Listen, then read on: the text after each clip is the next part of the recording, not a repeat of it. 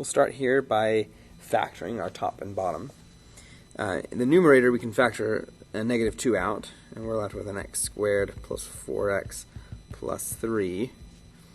The denominator is a difference of squares. That's x minus 2 times x plus 2. And then, of course, that x squared plus 4x plus 3 we can factor as well. That's going to be x plus 3 and x plus 1.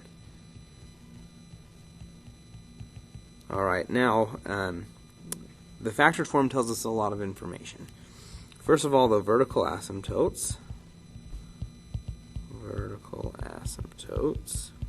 Those are when we set our denominator equal to 0. So in this case we get x equals 2 and x equals negative 2. Setting the numerator equal to 0 tells us our x-intercepts. So our x-intercepts, we have x plus 3 equals 0, which gives us x equals negative 3, and x plus 1 equals 0, which is x equals negative 1. To get our y-intercepts, we set x equal to 0 and figure out what we get.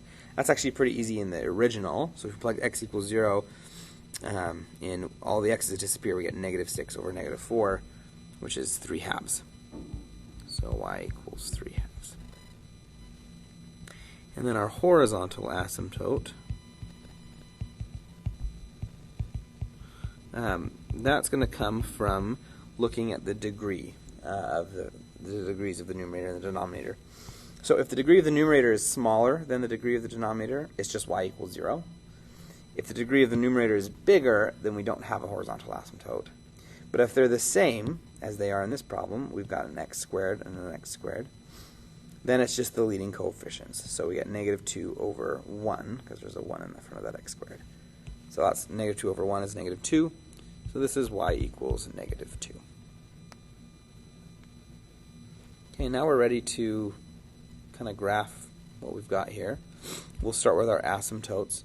So our vertical asymptotes are at x equals negative 2 and x equals positive 2. And then our horizontal asymptote is at y equals negative 2.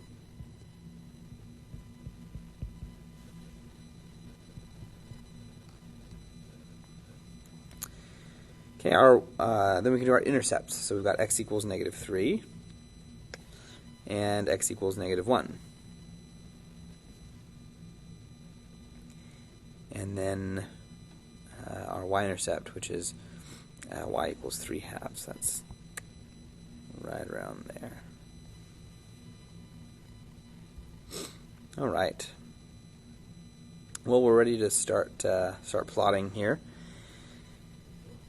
On the left side of this x equals negative 2 asymptote, we're going through this point, and we need to follow the asymptotes.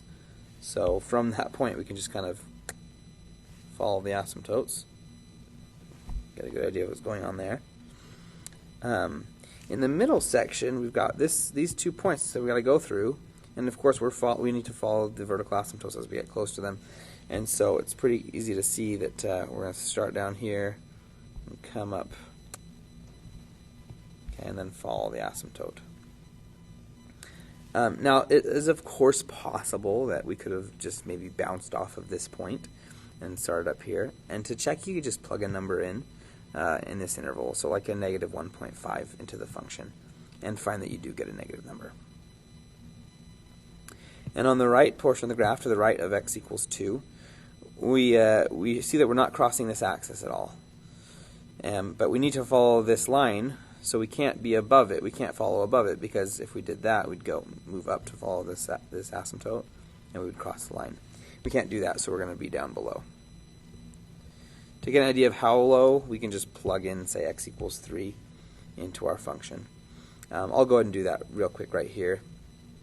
We get negative 2 times 6, which is negative 12, times 4, which is a negative 48, over, this turns out to be 5. And so negative 48 over 5 is almost negative 10.